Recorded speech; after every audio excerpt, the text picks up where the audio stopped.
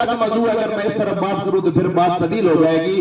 خالق کائنات نے فرمایا والذین جاؤوا من بعدهم یقولون ربنا اغفر لنا ولاخواننا الذین سبقونا بالایمان، وہ لوگ جو بعد میں آتے ہیں، جس طرح آج نثار صاحب نے، کیسر صاحب نے، بھائی جاوید صاحب نے یہ اصالہ ثواب کی محفل سجائی ہے، تو اس کا ثبوت اب قرآن کے اندر آپ دیکھیے، ذرا ملاحظہ کیجیے۔ خالق کائنات فرماتا ہے وہ لوگ جو بعد میں آتے ہیں، اگر تشریف رکھو قبلہ، تشریف رکھو، اللہ پاک سے ٹھیک ہے ماشاءاللہ، تشریف رکھو۔ وہ لوگ جو بعد میں آتے ہیں وہ یہ دعا کرتے ہیں ربنا اغفر لنا، یا اللہ ہماری مغفرت فرما، ولاخواننا الذین سبقونا بالایمان، اور ہمارے ان بھائیوں کی مغفرت فرما جو ہم سے پہلے صاحب ایمان اس دنیا سے رخصت ہو چکے ہیں۔ ایک آیت اب سنیے، ایک بندہ مومن نماز کے لیے کھڑا ہوتا ہے، تکبیر تحریمہ اللہ اکبر، اللہ مجھے اور آپ کو 5 ٹائم با جماعت نماز ادا کرنے کی توفیق عطا، مل کے کہہ دیئے آمین۔ میرے آقا کریم تشریف فرماتے، صحابی آکے عرض کرتا یا رسول اللہ صلی اللہ علیہ وسلم ای العمل احب الی اللہ، رب کو تمام اعمال میں سے کون سا عمل زیادہ پسند ہے؟ تو میرے آقا نے فرمایا الصلاۃ علی وقتہا، ٹائم پہ نماز کو ادا کرنا رب کو بڑا ہی پسند ہے۔ اور میرے آقا نے فرمایا من ترک الصلاۃ متعمدا کتب اسمہ علی باب النار، جو جان بوجھ کے ایک نماز کو چھوڑے، جان بوجھ کے بغیر وجہ کے، جہنم کے دروازے پہ اس کا نام لکھ دیا جاتا ہے، اور وہ قیامت والے دن اسی دروازے سے جہنم میں داخل ہوگا۔ مل کے کہے استغفر اللہ، اللہ مجھے اور آپ کو 5 ٹائم با جماعت نماز ادا کرنے کی توفیق عطا فرمائے، آمین ثم آمین۔ بندہ مومن جب نماز کے لیے کھڑا ہوتا ہے، تکبیر تحریمہ، قیام، رکوع، سجود، اور اس کے بعد اتحیات، جب آخری اتحیات بیٹھتا ہے، اتحیات پڑھنے کے بعد، تشہد پڑھنے کے بعد، درود ابراہیمی پڑھنے کے بعد ایک دعا پڑھتے ہیں جس کو کہا جاتا ہے دعائے ابراہیمی۔ کیا کہا جاتا ہے؟ ایک دفعہ کہنا، کیا کہا جاتا ہے؟ دعا ابراہیمی۔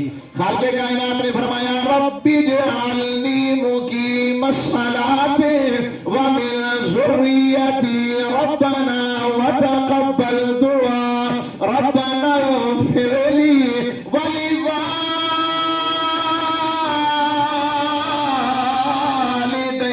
وللمؤمنین یوم یقوم الحساب۔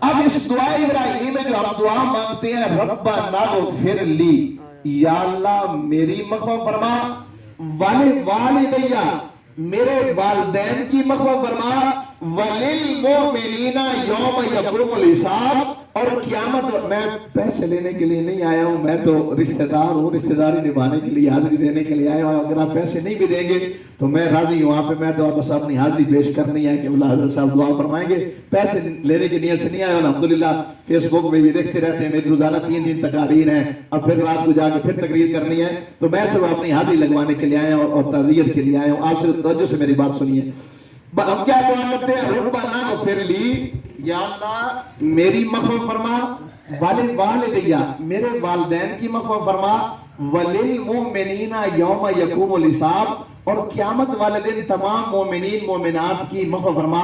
آپ زندگی کے ہر شعبہ سے تعلق رکھنے والے افراد یہاں پہ موجود ہیں، پڑھے لکھے افراد موجود ہیں ماشاءاللہ۔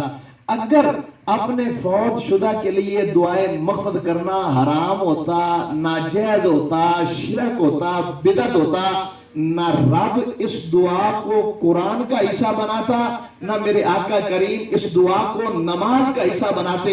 رب نے اس دعا کو قرآن کا حصہ بنایا، میرے آقا نے اس دعا کو نماز کا حصہ بنایا، تو آج معلوم ہوا ہم نے جو سارے ثواب کی محفل سجائی ہے عین قرآن کے مطابق اور پیارے آقا کے پیارے فرمان کے مطابق سجائی ہے۔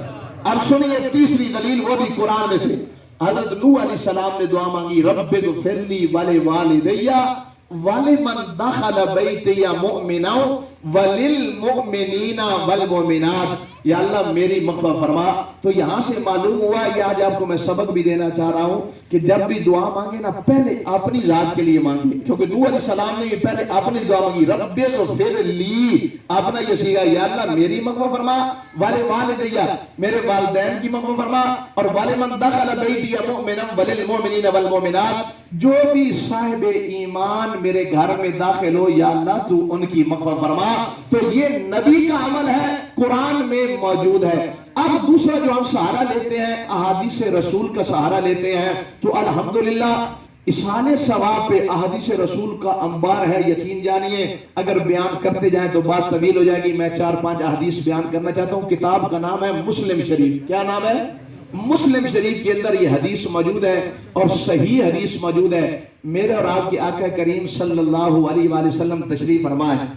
एक सहाबी हाजिर हुआ और इस हदीस की राविया कोई आम औरत नहीं, वो हस्ती है जिनके मुतल्लिक कुरान फरमाता है अन्नबिय्यु औला बिल मुमिनीना मिन अनफुसिहिम व अज़वाजुहु उम्महातुहुम, नबियों की बीवियां मोमिनों की माएं उम्मुल मोमिनीन ऐसे सदीका अन आयशा रज़ियल्लाहु ताला अन्हा अन्ना रजुलन अतन नबिया फक़ाल या रसूल अल्लाह इन्ना उम्मी यफ्तुलत नफ्सुहा व लम तुसिब अज़ुन्नुहा लौ तकल्लमत तसद्दक़त फहल लहा अजरुन इन तसद्दक़तु अन्हा क़ाल नअम औ कमा क़ाल अलैहि सलाम।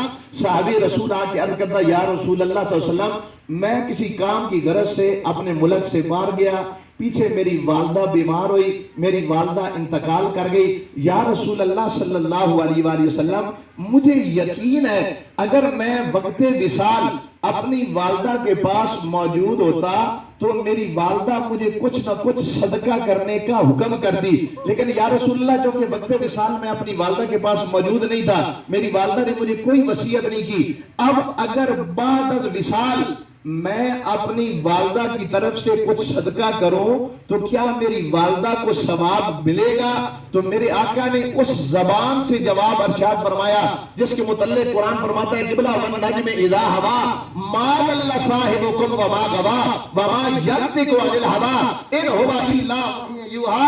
ऐ प्यारे हबीब, अपनी जबान से तू नहीं बोलता हूं, मैं रब बोलता हूं। मेरे आका ने फरमाया नाम मेरे गुलाम, अपनी वालदा की तरफ से सदका करना तेरा काम है, कब्र में सवाब पहुंचाना रब्बुल आलमीन का काम है। अब सुनिए दूसरी हदीस, एक बंदा जन्नत में हो जाए। आज जो हमने ये महफिल सजाई है ना, तो पता है कोई पूछे मौलवी साहब आया था चकवाल से, तो वो आपको क्या बता के गया? तो आपने बताना है कि वो कुरान हदीस से इस महफिल का सबूत हमें दे के गया है। अगर आपने हवाले देखने हो तो मेरे पास बुछाल कला तशरीफ लाए, खाने का टाइम होगा तो खाना भी खिलाऊंगा, अगर चाय का टाइम होगा तो चाय भी पिलाऊंगा, साथ पकौड़े समोसे भी खिलाऊंगा। हवाला दिखाने मेरी जिम्मेदारी, मनाना जिम्मेदारी नहीं है। मैं हवाला दिखाने के लिए तैयार हूं जब तक मेरी जिंदगी अपनी हर बात का जिम्मेदार हो। तवज्जो से मेरी बात। एक बंदा जन्नत में होगा, उसका दर्जा बुलंद होगा। क्या बुलंद होगा?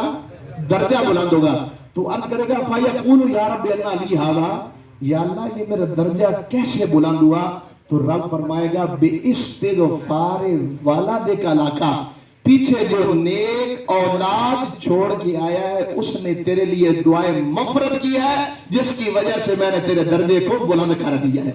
अब तीसरी हदीस सुनिए, और इस हदीस को कोट करने वाला कोई आम इंसान नहीं, वो हस्ती है जिनको जागते हुए 75 मरतबा आका करीम की ज़ियारत नसीब हुई है। अल्लामा जलालुद्दीन सयूदी रहमतुल्लाह अलैह, आपने इस हदीस को कोट किया है उम्मती उम्मतुन मरहूमतुन तदखुलु कुबूरहा बिज़ुनूबिहा व तखरुजु मिन कुबूरिहा ला ज़ुनूब अलैहा तमहसु अन्हा बिइस्तिग़फ़ारिल मुमिनीन लहा।